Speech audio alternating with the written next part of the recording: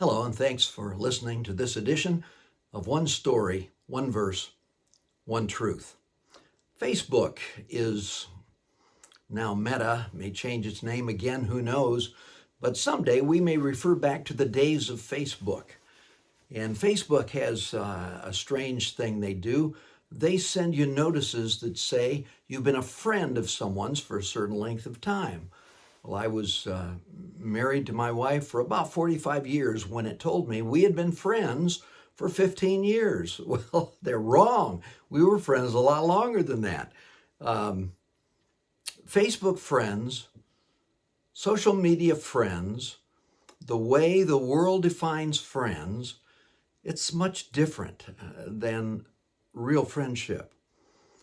Friends online is accepting someone as a friend. It's a label.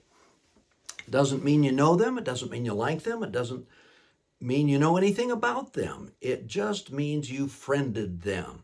That's an odd kind of thing, but a contemporary way to view a kind of friendship. Totally different definitions, though. Whatever you think of social media, if you're watching this, you must use it some. Here's the story.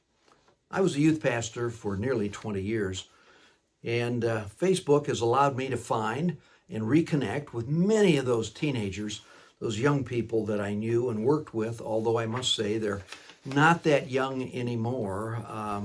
They haven't entered the dread zone of decrepitude, but they're not kids either. Sometimes they find me, and it's always fun to catch up, even a little bit. One person sent me a note and seemed to know me, but over the years, I had known 3 people by that guy's name.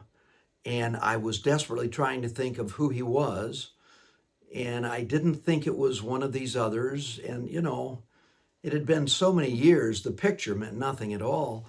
So I know I sounded to him like I didn't remember him at all, but I made a couple of calls and got past the multiple names, figured out who he was, figured out the context in which I knew him, which was my first youth group at my first church. Now he did this a couple of years ago, I guess, so close to 50 years ago. So I didn't remember him that well, but with the multiple names and the many decades since I'd seen him, I couldn't place him right away. But after I made some calls and checked, I knew who he was. So I went back online to tell him, yes, I remember you. You were the kid who, and he had blocked me. I get it. He was offended. And I'm very sorry for that. But he just didn't think I knew who he was. So he blocked me. He didn't just ignore me. He blocked me.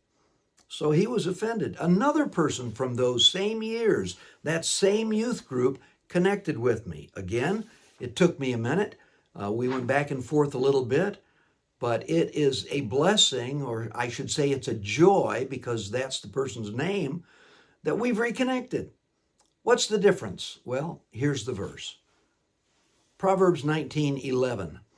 A man's wisdom gives him patience. It is to his glory to overlook an offense. Oh, I wish the world could learn that lesson. It is to his glory to overlook an offense. The truth is easily seen here. Don't be offended so easily. Let some offenses go on by you and ignore them honestly. Most of them weren't meant as an offense. It wasn't meant to hurt or ignore. It was just unfortunate. So if this brief message offends you, follow the word of God and shrug it off, because it's only meant as a way for us to better connect with each other. Let's not be offended over every little thing. Thanks for watching today. Let's treat each other well and not overreact to any potential offense.